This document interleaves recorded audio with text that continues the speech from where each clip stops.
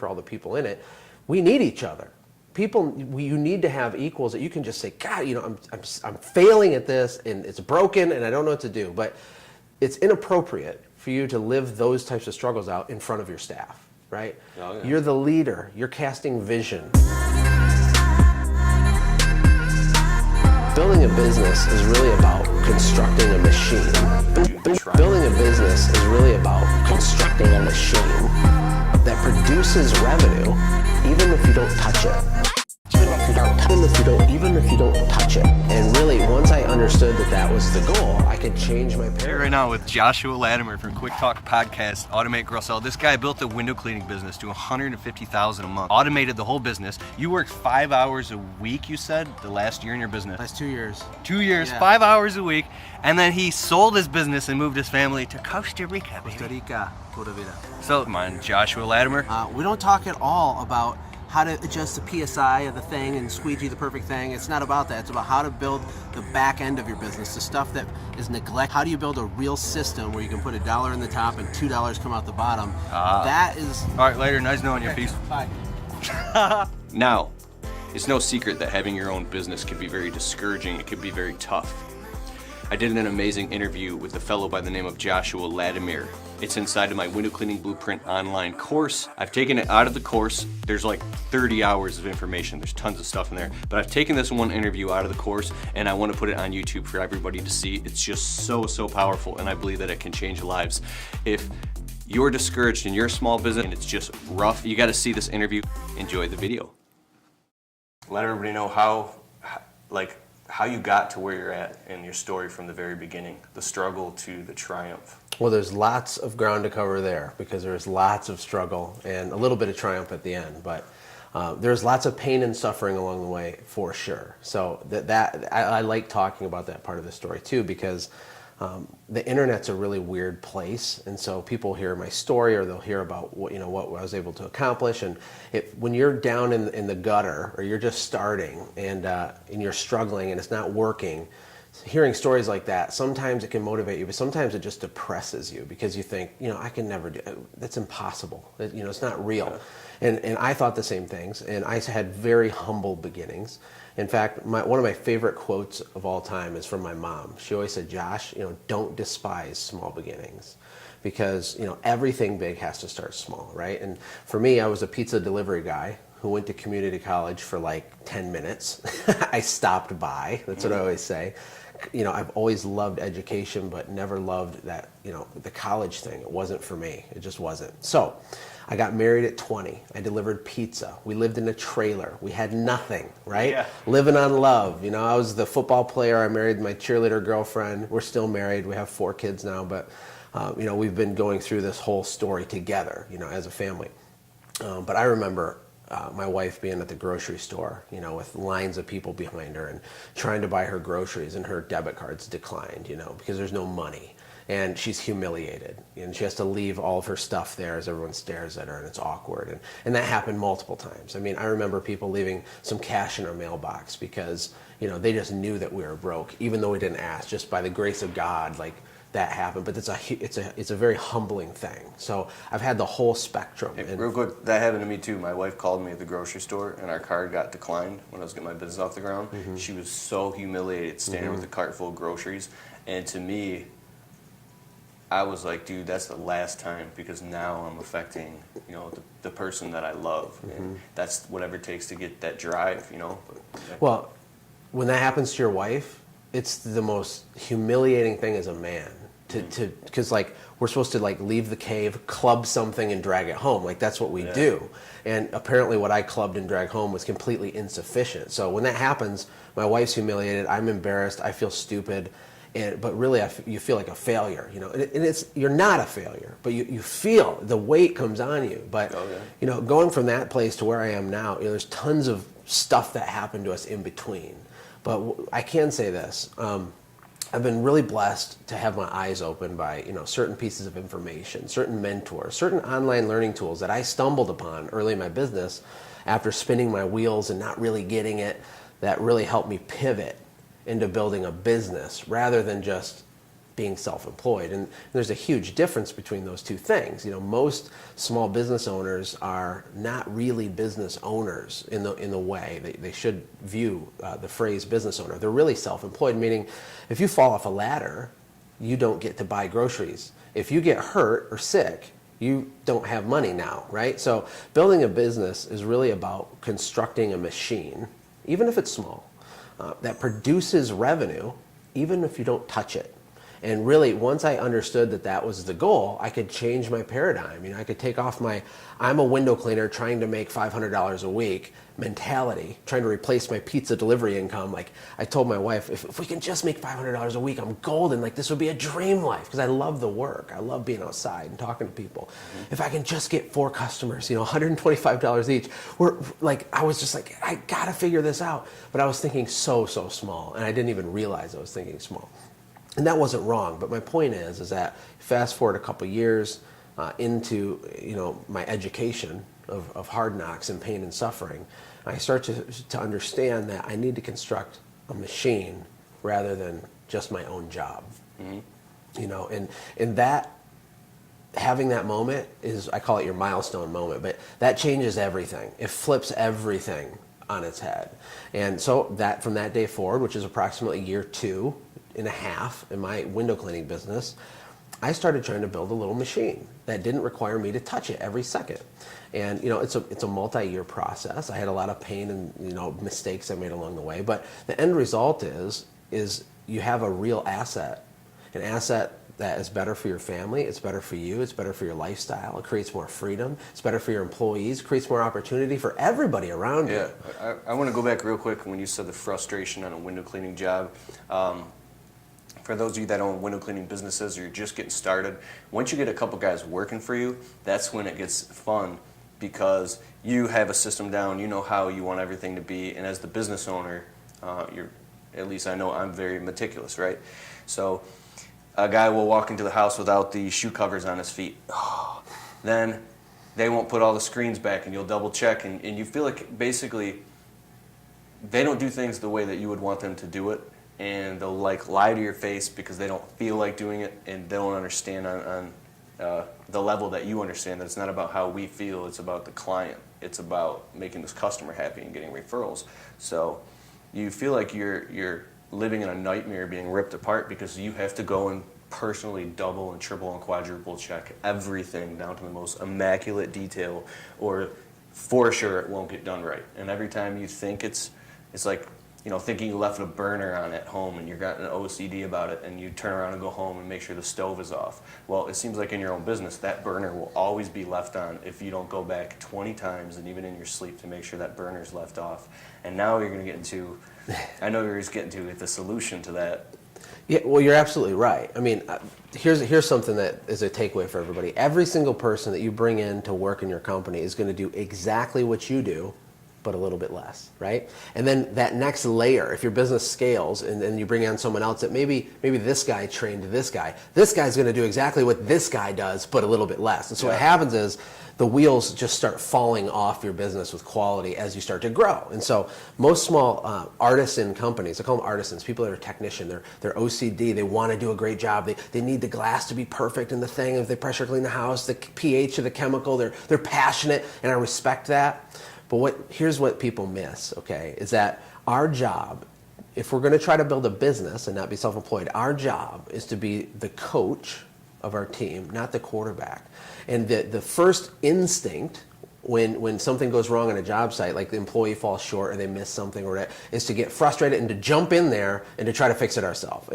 And resisting that urge is super, super hard in the beginning. But imagine a football coach that every time there's a fumble, he got pissed and he runs out there, he just get out of the way, puts the helmet on, and he's like, I'm going to be the running back now, right? Like that doesn't make sense, right? You can't have a team. Like, of course there's going to be mistakes. Of course they're going to forget the screen. Of course they're going to forget to put the shoes on, right? The question is what can we do as leaders, not managers, but leaders, and we can talk about that later, to build a system or a process, create a company culture, a company core value that we can rally people around. It's not cheesy, it's authentic, right? It's real. And how can you, as the leader of that group of people, slowly, little by little, focus on progress, not perfection, and get it to where those booties not being worn or that screen being left out, it's going to still happen. But how do we make it happen from this many times down to this many times and then to this many times? And that's really our job when we start to build the machine, is not to focus on, and I have a blog post called this, the technical perfection deception. And what it is Technical perfection deception. right. Okay, Like, I got you. we take pride in our work. We launch a company, we're doing lawns, we're doing whatever. And my course isn't just for window cleaners. You know, we have carpet cleaners, we have HVAC guys in there. But whatever it is, whatever your trade is, we take pride as men in the stuff we do. We want to be freaking awesome at it. And that's great. But if you want to build a business, you're going to have to step out of that role and start coaching a new guy who's not you, who doesn't have the passion and vision that you do. And how do you get him to still not fumble the ball? How do you get him to complete the pass? One interesting thing is I've tried probably in the wrong way in my business is I said, you know what, I'm going to hold these guys accountable for every single little microscopic thing they do. And I found myself riding my workers all day long. Oh, you stepped the wrong. Oh, you stepped in a crap. Oh, da, da, da, da. And it's literally one thing after another, almost like they're children like on training wheels fumbling around and they can't even walk because every single thing they're doing is like right, and it certainly wrong. doesn't make your life easier doing that. It's terrible for them and for you. Yeah, and but it's torture. You're getting to the exact. I've actually thrown my hands up in the air and said, you know what? I'm just happy I know what I'm going to get out of this guy, and that's all I'm going to get out of him. And as long as he keeps doing that, then I'll pick up the rest of the pieces. Yeah. And well, I've been because in you're it. exhausted, because you're the HR guy, the sales guy, we're doing all this stuff, but really what you're getting to is the whole issue between the difference between managers and leaders. Yeah. What you described is management. Management's not wrong. Management's an important part of any organization, but it's not the same thing as leadership. So the key is, how do you get people to do the right thing when no one's looking? Yes. How that's like the golden secret, right? Now, you can start a window cleaning business, and if you do it right, you can make $1,000 a day by or a yourself. carpet cleaning business Right. or any business, right? And if you're happy to be the artisan, the technician, you don't want to keep it simple, that's fine. For me, a better fit for my family, my future why, my goal, my vision for my life with my kids, I wanted freedom. It wasn't about dollars, it was about being able to create something that produced income, right? So I was obsessed with that.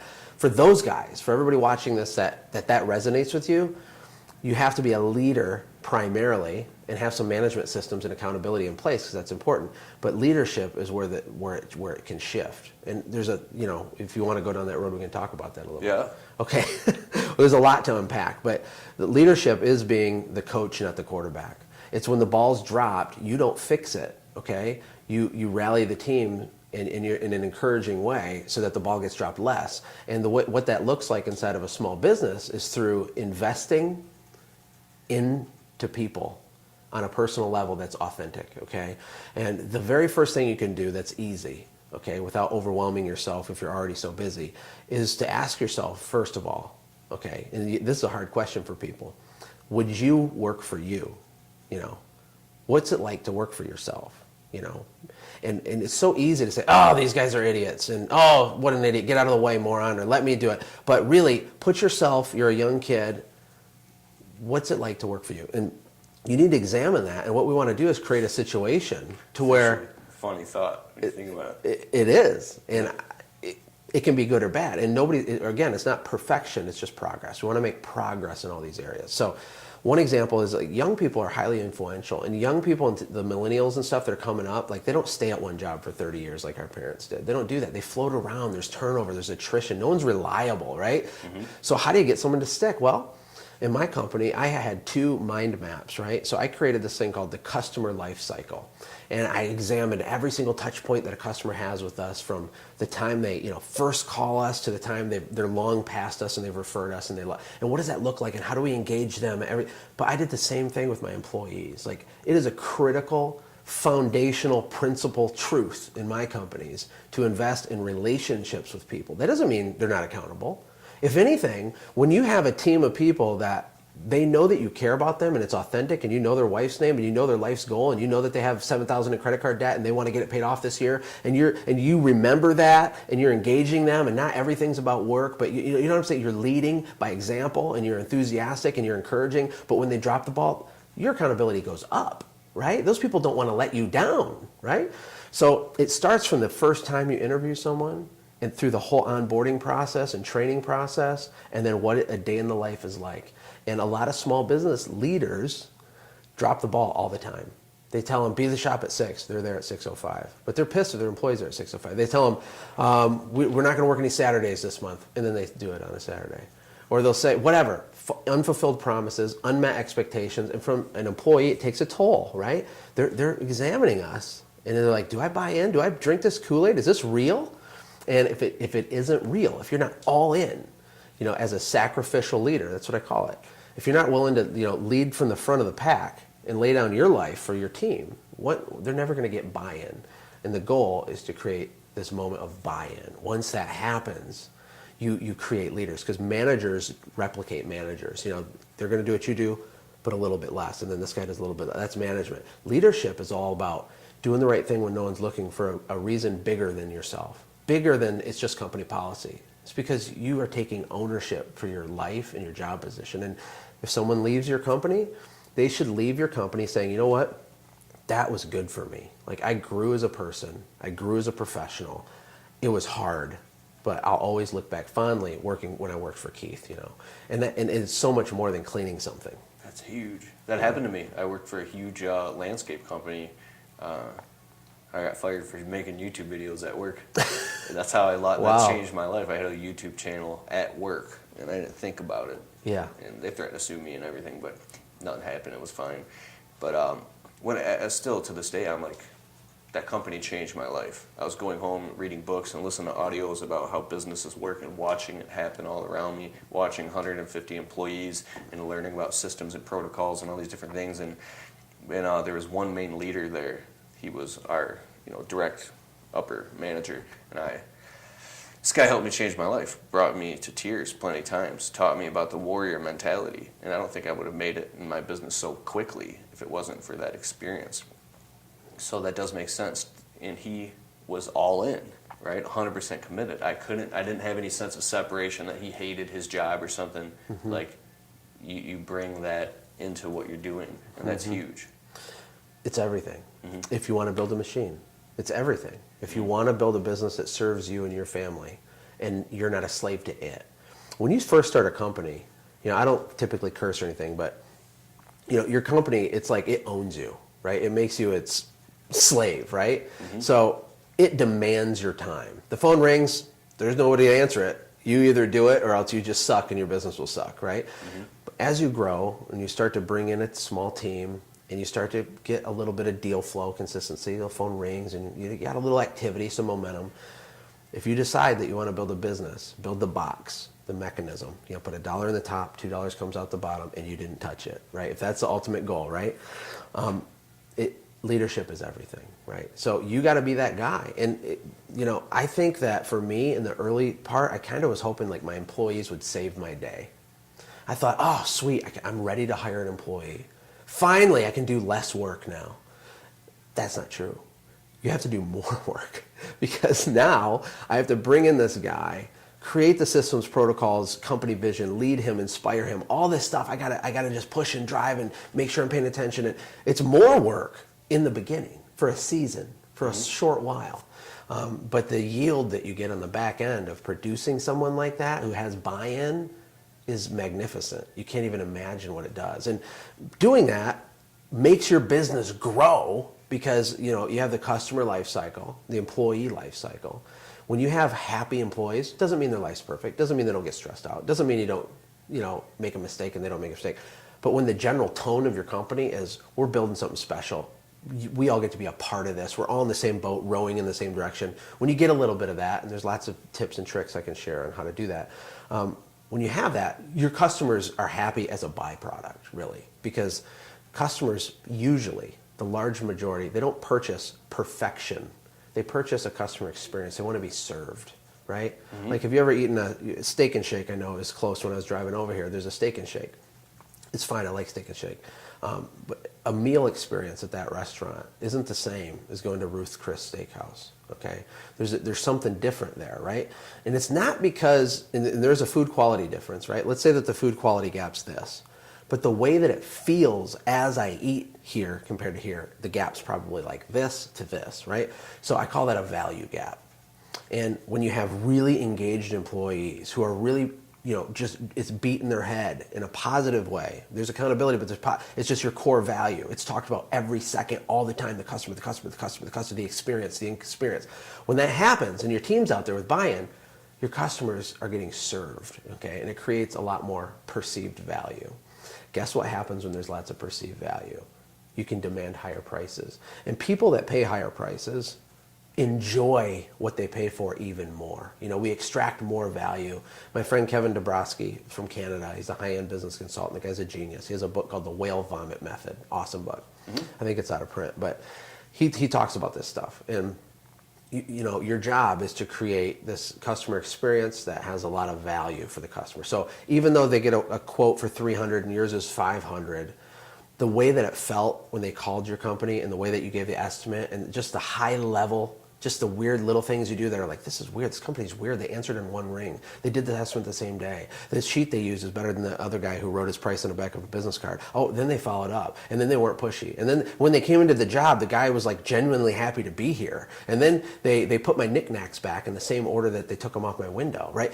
You can't build a system to say, okay, attention everybody, here's the rule. You got to put the knickknacks back in the way, right? Instead, you create a culture around the idea that we are here to serve and wow and blow our customers' minds with the way that they feel doing business with us. You build that whole process, you get the employee buy-in, and guess what happens to your company? Rocket ship. Rocket ship. Is that good stuff? Yeah, because the difference between, I'm stuck in this dead-end job and I hate it, it's just enough to make the bills, versus I love my job and we get to go in these huge houses and take care of these customers and clean all these awesome windows. Like, come home and brag about your job because you got to clean some crazy chandelier over a grand piano and look over this koi fish pond. Yeah. And it's just perspective, right? You could have two employees, one's got a bad attitude, and cancerous negative employees are immediately eliminated from my companies. You can have, a little skepticism with the buy-in, but if you're a negative person, if you're that guy that sends your food back every time because it's never done right, you can't work with me. That's incompatible worldview, okay? Negativity is cancer, and it needs to be removed from your business. The problem is with a lot of businesses is that the leader, the guy running the show, he is the cancer. My first 2 years in business, I was going through hell, and I leaked it out at work. Not often, but a couple times I would come to work and I would just freak out. I would complain or bitch to my own workers about what I was going through. What did they do? They'd start complaining about their life. And then it opened up this Pandora's box where I'm like, now the entire morale of the business went down, the work went down, everybody's pissed off, and it's my fault. Yeah. So I learned. I've done the same thing. Again, where I am right now isn't what I've been the whole time, right? I have a master's degree in pain, a bachelor's degree in suffering, or whichever. So I've done everything wrong, right? And I've done a few things right. And I was fortunate to have really good key team members, really come alongside me to build the company. But you're right. As a leader, it's our responsibility by itself. Everything that happens in our business is 100% falls on our shoulders. So the screen being left out, it's not that guy's fault. It's our fault. And the booty not getting worn, it's not. Now, is it his fault? Yeah. Logically, of course, put your booty up. But really, we got to do, what can we do to make the guy always wear the booty, right? Not in a way that is a managerial based approach where it's like, if you don't do this, then we write you up and do this. And we did write people up for stuff, but that's the negative reinforcement. Instead, but if you focus on the culture, hey, I need you to come alongside of me. And that has to do with Stephen Covey's 8th Habit, a highly synergistic culture built on trust. Yeah. That was amazing. Yeah, and the Stephen Covey one I like is begin with the end in mind. Yes. Which a lot of us miss it. We start a company and we're like, well, because people are in survival mode. When you start a business, you're in survival mode, trying to. Well, right before you start the business, strategizing. think about 6 minutes before you started your business. You're full of hope, dreams, visions of grandeur. There's some reason you're like, if I can just, then someday I can. What's that thing? That's called your why, right? Begin with the end in mind. What happens is we lose it. We get out in the weeds. We're going to take a quick break and we'll be right back. So on this episode today, we're going to learn how to clean window screens the right way, or Well, we got a new guy working for us today, and this guy claims he on the application he says, I've been cleaning windows for years and I'm the best. And I'm like, okay, well, let's put your money where your mouth is. And so he's brand new today, just started, and he says he's the best at cleaning screens and he's gonna teach us. And he's not even wearing a work shirt. Well, the work shirt I think is on order, back order, maybe because I needed an extra large because I've eaten too much fast food. But no, I don't know if I'm the best at cleaning screens, but for years the way that we did it, I don't get it overly soapy. These screens aren't bad to begin with, but I use a wet towel. Don't call them rags because that sounds so low level. You call it a towel. But anyway, you do both sides wet, wipe the frames, and you got your dry towel handy. Dry the frame back off. The frames are oftentimes the grossest parts, right? And I give it a look at the angle, right? You kind of knock off any fuzzies real light. Started out flat broke, starving to feed his family. And what was it, a Chevy Cavalier? Yeah, 93. A 93 Chevy Cavalier, how long ago? How long ago? It was about 8.5, 9 years ago. 8.5, 9 years ago, strapped a big ladder to the front, to the top of the roof of his Cavalier. Yep. True story. And went out scared. And when I did estimates, I would park and like hide. I would park like a quarter mile away. Because if people saw me roll up in that thing, there's no way they're going to hire me, right? Yep. But I did a really good job, and I took it really serious, but I would hide my car when I did bids, you know, so. Yeah. All right, we're back. So we're talking about your struggle, your story, everything you went through, growing a window cleaning business from nothing to 100 grand a month. And then we got into talking about employees and you building and talking about how to build a culture and a system where you lead from the front and actually make your employees buy in by you buying in 100%. Because the biggest cancer in the business, the small business owner doesn't realize can actually be you, the business owner. Yeah. And that's where we were, and then we're moving forward from there. So Yeah, I mean, it's really easy to get jaded by, you know, all these Craigslist interviews you do and all these people that just, it's like, God, is there any good employees out there? It's super easy to get secretly negative to our own business because it's frustrating. Yep. But you got to have your public-facing persona, right? Which is, you got to craft that. And it's not inauthentic. It just has to be controlled more. And then you can have struggles, and that's what colleagues are for. That's, you know, in my boot camp, we have a private mastermind group for all the people in it. We need each other. You need to have equals that you can just say, God, you know, I'm failing at this, and it's broken, and I don't know what to do. But it's inappropriate for you to live those types of struggles out in front of your staff, right? Oh, yeah. You're the leader. You're casting vision. You're telling them, you know, in my audiobook on a different thing I did a long time ago, I have this little part where I say, the difference between a manager and a leader is a manager is a guy on the ground, and he's got a machete, and they're in a jungle, right? And they got to clear some forest, and they got to go. And he says, you know, you and you're team A, you guys are team B, you get the rope, you guys get the thing. Hey, get off your butt. What are you doing? Sharpen the machetes. You do this. Hey, you get whatever, right? That's the guy, and it's an important role, right? Things need to be, you know, moving along. But the leader isn't that guy. The leader's a guy that, you know, he throws his equipment on the ground, and he climbs the tallest tree right in the middle of the jungle, right? And the sun's shining, and it's super dangerous up there, and the tree's bending, and he's looking like this, and he screams down to the ground. He says, that's where we're going, right? Yeah. That's where we're going, right? And the manager receives the vision, right? And we're going there, you know, and that's what we got to do. It's like, what are we doing here, right? And not just for our own personal goals. You know, I wanted to sell a company.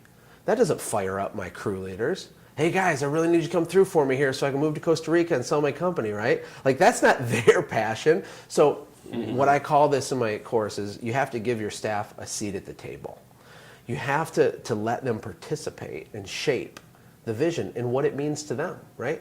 So things like this. I used to say, I mean, the second guy I ever hired, been with me the whole time. He runs $1 million business now. And I used to sit at my Little Tykes plastic, you know, table in my garage and hand write out his jobs for the day, right? We had like no systems. He'd come in, I'm like, go to this house and do this, and then go to this, you know, totally disorganized, pure chaos. But the whole time I said, Robert, we're gonna build a monster.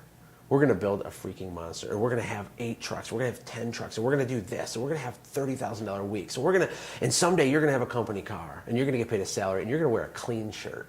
You're not gonna smell like bleach all day from washing houses, right? And he didn't believe it really at the same level I did. I could see it, I could smell it, I could taste it. I lived in that vision, right? My job's to get it out of my head and into him, right? But not just get it into him, to share the vision in a way that gives him a seat at the table. Like, hey, what would it do for you, Robert, if instead of making $10 an hour, you made $22 an hour, had his company paid cell phone, a company truck? What would that be like for your family? What if you could get out of that credit card debt? Because I know about it because I'm invested in his life. What if you could, whatever, fill in the blank? What if you could get enough savings over the next 2 seasons, Tim, to where you could go back to school and you could do whatever, right? I always told my guys, I'm not trying to hold you hostage. I don't own you. I don't demand your lifetime loyalty. But when you're here, we got to row in the same direction. We're going in the same direction. And we have one unified vision. How can we make what we're trying to do here fit into your story and your life? What's your deal?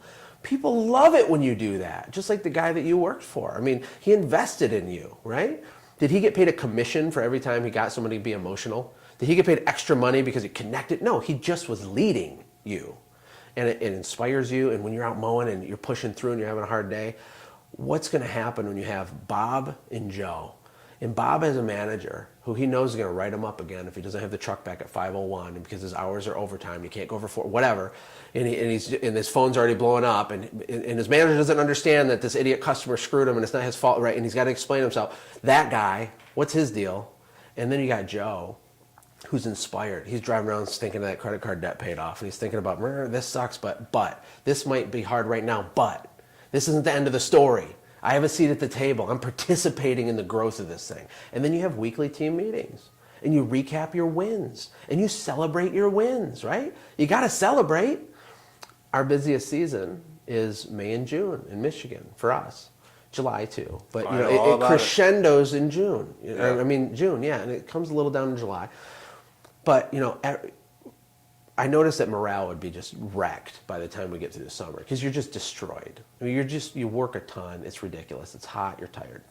So one thing I did, and this is just a small thing, is I would schedule a Friday, Saturday full, and we did this in March. So months ahead of time, I'd get my office manager, and we'd schedule 2 full days of fake work for everybody in the whole company. And what would happen is, as we get to that day, everybody's looking at their calendar, their schedule, and they're like, oh my God, they're exhausted. They're working 6-7 days anyway. And they're looking and they're like, oh my God, another weekend. And they know because it's June. But the start time's the same for everybody. The whole company pulls into the shop, right? And I get up on a big chair. I'm like, I have an announcement to make. I've tricked you. There's no work today at all. In fact, there's no work today and there's no work tomorrow, and you get a 3-day weekend. And you get a full day's pay for today and a full day's pay for tomorrow. And I got a brisket on the grill out back and some drinks, and we're going to do some contests and giveaways. You're going to be out of here by noon, and you enjoy some time with your family, right? That's not a big thing to pull off, right? It's not like hard to do that. It's not Mount Everest. Every single person watching this video could do something like that, whether they have one employee or not. When I had one employee, we had our annual Birds Beware Christmas party with my one employee. And I had it every single year I owned the company, right? And when it got bigger and bigger, and we're renting out, hotel rooms for everybody and doing all this stuff, but it started with me and Travis.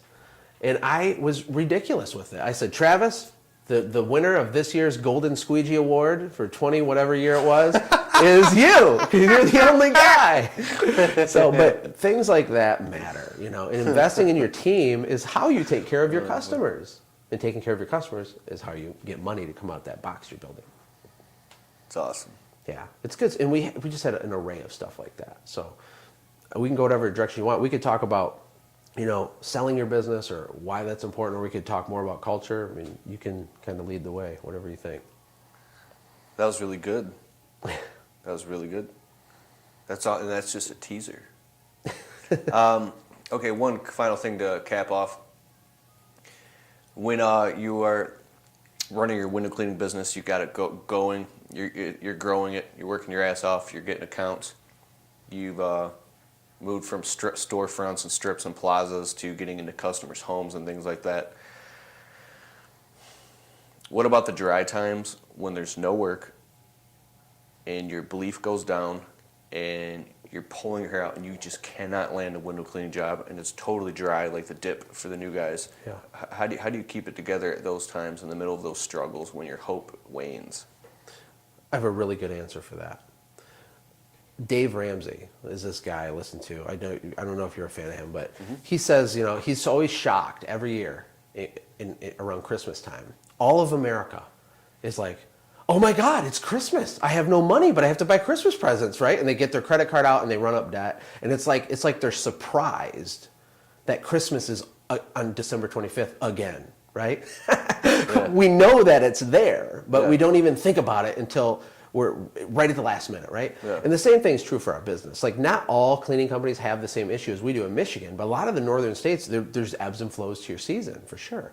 That's not like some dark, dire, gloomy thing necessarily. It's just part of the way that it is here. So the way that you build your plan needs to know that that's going to happen, right? Yeah. So I'd like to say real quick, I've been in landscaping my whole life, seasonal business, and I've been doing window cleaning the past 5 years. Every winter, in an employee mindset, then it was just hell. You know, extreme high, extreme low. Takes till August to pay off the debt I incurred and racked up behind on bills from the winter to paid off in the summer, then broke. And then finally it got to a point where I was like, you know what? If I don't work my guts out, say, I call it the 7 days a week when it's grind time, which is June, July, and sock away all that money and pay off everything and make sure I put away a percentage of all the money, and the stakes get higher the farther you go in business, then the whole goal is to balance these out so it's smooth like that instead of this turbulency. And so I like what you said. You get to a point where you integrate and you say, that's just the way it is. This isn't a surprise. It's just the way it is. And when you're new in business, I get a lot of guys emailing me all the time, Facebook messages and YouTube comments, there's no work right now. I'm like, there's no work for anybody. It's dry season. What do you mean? And so it's like this big shock. The smallest thing when you're broke, such as a flat tire or getting a no turn on red ticket or something, is like the end of the world. It's chaos. Yeah. So, and my truck broke down or something, I don't know, like a month ago. We were working, and I just got it towed. I just called, and I was laughing. I was like, oh my God, this is a joke. But there's part of me inside that when I was flat broke with nothing, that was thinking about how I used to go into complete panic attack and visualize my life falling apart. Because I like to dip into the emotional side of it. All of this makes sense, and I like how you are an emotional guy, and you got me totally fired up a few minutes ago. But also, I believe that the reason why, or one of the main reasons why a worker or a business owner or anything, like things aren't met, deadlines aren't met, is because of the emotional turmoil, the arguments behind closed doors with a wife or a loved one, the people dying, the overdoses, all the real life stuff that gets in the way from growing a business. Like, that's all so real to me, and I think it's all happening at once. But it's like taking like the head of a spear. It's cutting through the white noise and creating a sense of certainty, a sense of building structures and boundaries where there was nothing but chaos before. It's like the water flows, but the riverbank holds it. And you have to become that riverbank. You have to become and create the structure that water flows through, despite all odds, because if you don't, you'll just be like in a boat with no oars, you know, at the edge of Niagara Falls. It's just, I relate so much to the struggle. Yeah. Well, there's nothing wrong with struggle, but it's a decision if you want to stay there for the rest of your life or not. And it's a really hard one to get out of. I've been there. I've been in dark places. Absolutely. I have absolute empathy for that. But if you want to build a business, okay, there has to be a different paradigm shift. There has to be a paradigm shift. And here's what it is, okay? You have to think like an executive. Now, let me ask you a question. You know, could you be the executive, whoever's watching this right now, today, as you are right now, of General Electric, right? Obviously not. Like, there's very few people qualified, right? But what's the difference between, you know, and that's an extreme example of an executive and a guy, a worker, right? There's a lot of differences. And sometimes the workers or the small business owners, we don't even recognize the differences. We look at someone achieving some high level of success and just think, bullcrap or lucky or whatever. No. They look at things differently. They plan for things. They're organized. They're an executive. They're a businessman.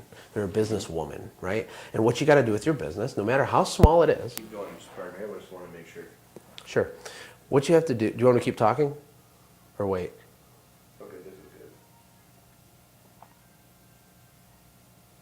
good. Sorry about that. Even though I got some pretty nice cameras, sometimes they'll open Yeah. and shut up, and I just want to make sure that It's we get all. perfectly fine. Keep going about the executive.